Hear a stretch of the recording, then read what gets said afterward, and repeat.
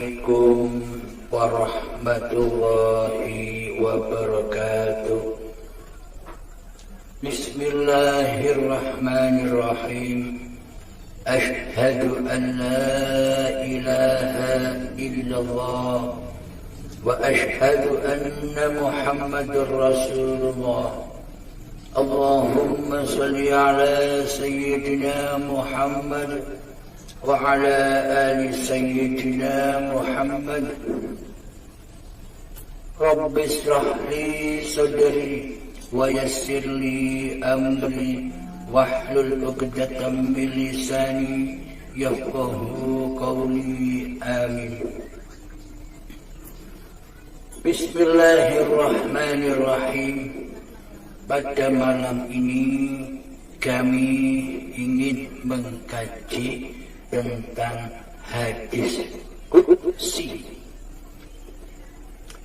Hadis qudsi dari asal kata Al-Qudus. Al-Qudus artinya mulia dan agung karena kesuciannya, kesucian Allah. Hadis qudsi juga disebut hadis Rabbani atau hadis ilahi. Hadis qudsi adalah kalamullah yang diterima secara langsung oleh Kanjeng Nabi Muhammad, junjungan kita semua, langsung dari Allah tanpa pelantara malaikat Jibril, yakni kalamullah. Bismillahirrahmanirrahim. Qala Rasulullah sallallahu alaihi wasallam, bersabda Kanjeng Nabi Muhammad sallallahu alaihi wasallam, qala Allah Ta'ala, Allah berfirman, ukhruju 'anil ajsami, keluarlah kamu semua daripada batang tubuhmu atau anggota badanmu, waruhi, dan keluarlah dari nyawamu atau roh, summa akhruju minal hubbi wal amr, kemudian keluarlah kamu semua daripada hukum dan perintah. Wata'tunani, maka sampailah kamu semua kepadaku. Shadaqallahul azim. Apa maknanya? Kita semua manusia diperintah oleh Allah, keluarlah kamu semua dari batang tubuhmu atau dari anggota badanmu, dan keluarlah kamu semua dari nyawamu, dari roh, kemudian keluarlah kamu semua daripada hukum dan perintahku, kata Allah, maka sampailah kamu semua kepadaku. Kalamullah. Shadaqallahul azim. Maksudnya adalah keluarlah kamu semua dari batang tubuhmu atau anggota badanmu, dan keluarlah kamu semua dari roh. Maksudnya adalah jangan aku akui badan-badanmu itu, jangan kau akui hidupmu itu, karena badan-badan yang kau selama ini kau akui sebagai milikmu itu adalah milik Allah. Dan keluarlah kamu semua dari roh, dari nyawamu, dari jiwamu, dari hidupmu. Karena apa? Karena hidup atau roh itu adalah ruhullah. Hidup itu adalah Allah. Maka Jangan sampai kita mengaku-akui badan ini milik manusianya, jiwa ini, hidup ini milik manusianya. Di dalam hadis qudsi ini, kita semua manusia diperintah oleh Allah untuk keluar dari badan dan roh. Maksudnya apa? Maksudnya agar kita tidak jadi Tuhan di dalamnya. Selama ini hidup dan badan kita akui sebagai hidup kita dan badan milik kita. Sehingga kita menjadi Tuhan di dalamnya. Sehingga kita menjadi penguasa di dalamnya. Sehingga Allah sang pemilik badan dan sang pemilik hidup kita buang jauh-jauh. Kita tiadakan kewujudan Allah. Kita tiadakan kehidupan Allah. Kita tiadakan kekuasaan Allah. Kita goibkan Allah. Akhirnya yang wujud adalah diri manusia kita sendiri yang merasa mentuhani hidup dan badan ini. Karena itulah Allah perintahkan kita agar kita keluar dari jasad-jasadmu, agar kita keluar dari roh-rohmu, yakni hidup-hidup yang selama ini engkau akui sebagai hidupmu. Tujuannya untuk apa Allah perintah yang demikian? Agar kita semua menjadi wakil-wakil Allah. Agar kita semua menjadi kembali apa yang dituju oleh Allah, kita menjadi khalifah Allah di bumi, pengganti Allah, wakil-wakil Allah di bumi ini. Yakni apa? Kita hanya menjadi wakil, kita hanya menjadi Abdullah. Jangan kita menjadi Dajjal. Jangan kita menjadi Tuhan di dalam hidup dan badan ini, seperti yang selama ini kita rasakan bersama. Selama ini kitalah yang merasa wujud. Selama ini kitalah yang merasa hidup. Karena itulah hidupnya Allah, wujudnya Allah, kita goibkan keberadaannya selama ini. Apakah demikian yang dikatakan bertuhan itu?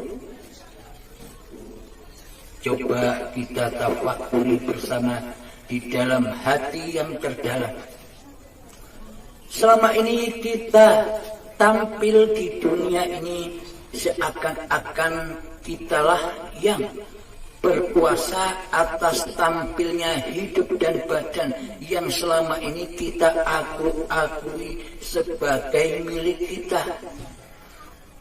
Sudah sangat lamanya kita duduk berposisi di singgasananya Allah.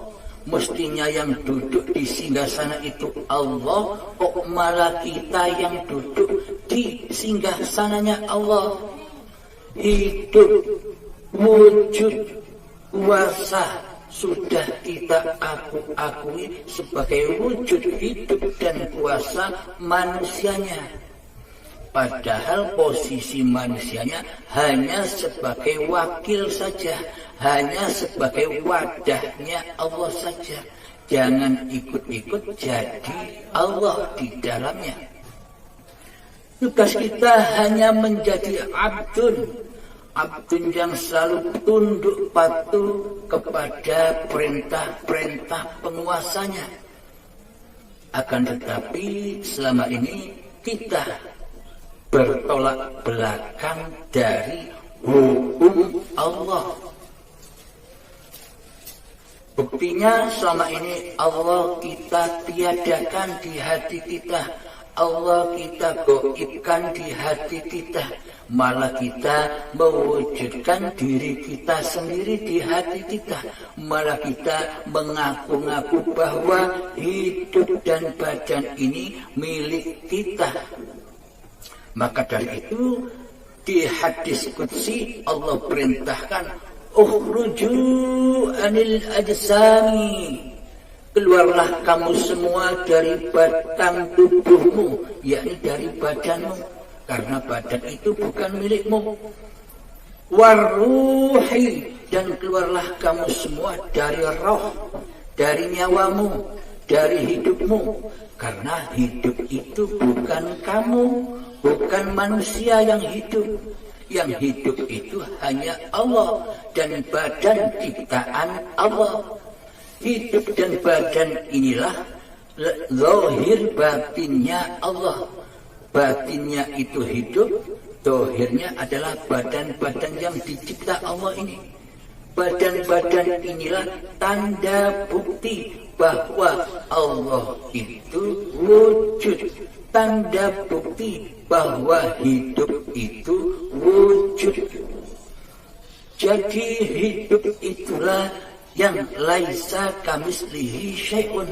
Hidup itulah yang tidak seperti apa-apa dan tidak seperti siapa-siapa. Akan tetapi hidup bisa menciptakan, hidup bisa mewujudkan apa-apa dan mewujudkan siapa-siapa. Buktinya badan-badan inilah bukti bahwa Allah bisa mewujudkan badan ini. Setelah badan ini terwujud, maka terwujudlah segala sesuatu apa yang kita pandang, dan terwujudlah segala sesuatu apa yang kita dengar, serta terwujudlah segala sesuatu apa yang kita rasakan selama ini. Rasa bahagia, rasa sedih, gundah gulana, semuanya terwujud karena adanya wujudnya hidup, karena ada wujudnya Allah. Inilah kenyataan Allah. Tanpa nyatanya hidup, maka segala sesuatu tak akan terwujud. Badan kita tak akan terwujud. Bila badan kita tak wujud, maka segala sesuatu yang ada di luar diri kita, alam semesta ini tak akan wujud buat kita. Maka dari itu, setelah keluarlah dari roh, kemudian keluarlah kamu semua dari hukum dan perintah Allah. Maksudnya apa?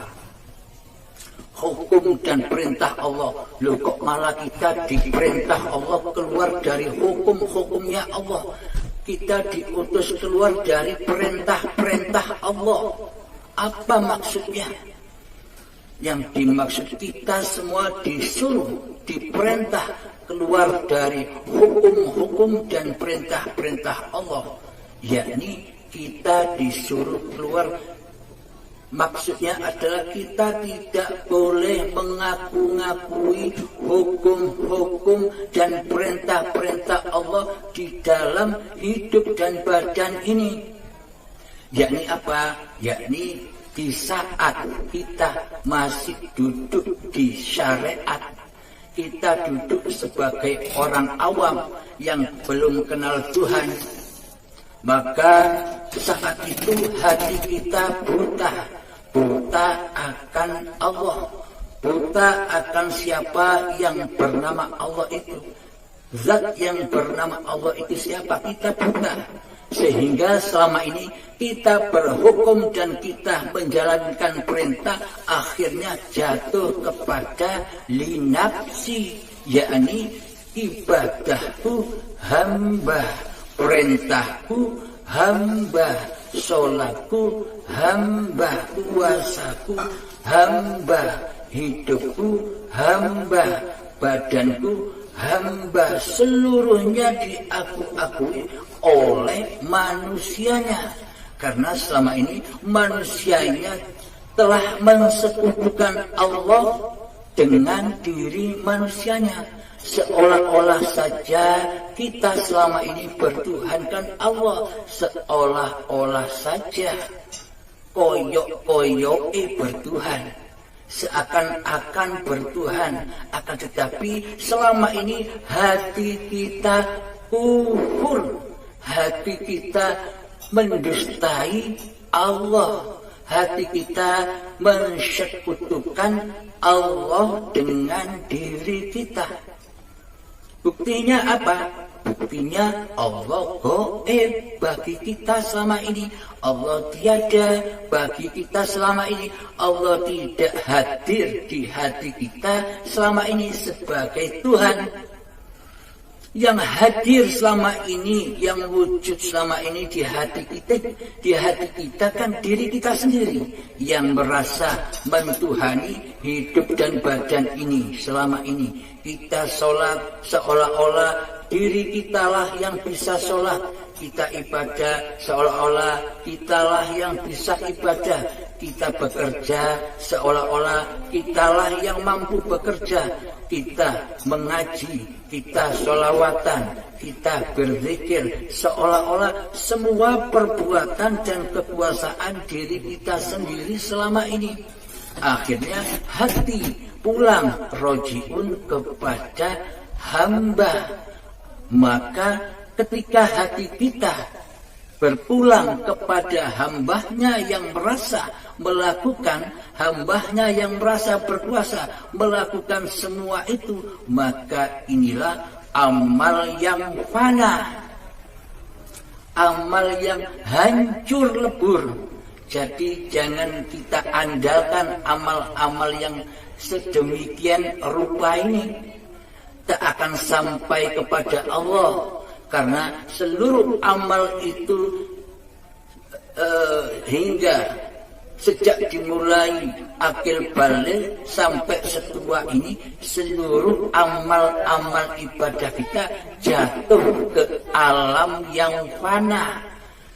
Di mana alam fana itu? Ya alam diri manusia kita.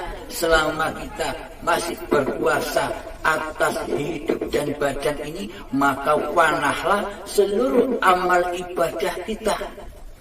Maka dari itu Allah utus, Allah perintahkan kepada Nabi dan Allah perintahkan kepada seluruh manusia, ukhruju anil ajsami, keluarlah kamu semua dari badan-badanmu, waruhi, dan keluarlah kamu semua dari nyawamu, dari hidupmu, thumma akhruju minal hukmi wal amr, kemudian keluarlah kamu semua dari hukum-hukum dan perintahku, fataktunani, maka sampailah kamu semua kepadaku. Alhamdulillahirabbil alamin. Maksudnya bila kita sudah tidak mengakui di dalam hati kita bahwa hidup ini hidup manusia kita, bahwa badan ini badan manusia kita, bahwa seluruh amal-amal yang kita perbuat selama ini bukan milik kita, maka kembalilah kita semua ke alam robbaniyah, ke alam akhirat, ke alam lillahi ta'ala. Ketika sudah nyata bahwa hidup dan badan ini milik Allah di hati kita, ketika sudah nyata di dalam hati kita semua perbuatan perintah-perintahnya badan ini, sudah kita nyatakan bahwa apa yang tergerak di dalam batang tubuh ini hanya dari kehendak Allah, bukan kehendak manusianya, maka fataktunani, maka sampailah kamu semua kepadaku. Maksudnya hidup badan, perintah pergerakan badan ini kembali kepada Allah lagi, yakni dimiliki ketika manusianya sudah mati, sudah tak merasa hidup, sudah tak merasa memiliki badan, sudah tak merasa memiliki seluruh syariat-syariatnya badan. Inilah manusia-manusia yang sudah kembali ke alam bakok, ke alam kekal. Siapa manusia yang kembali ke alam kekal itu? Manusia yang sudah rela dan ridho bahwa hidup ini Allah, bahwa badan ini milik Allah, ciptaan Allah, dan bahwa apapun yang tergerak oleh badan-badan ini melaksanakan syariat-syariatnya badan seperti sholat, puasa, zakat, haji, dan ibadah-ibadah yang lainnya sudah kembali ke alam baqo, alam kekal, yakni lillahi ta'ala, sudah jadi milik Allah, sudah menjadi af'alullah.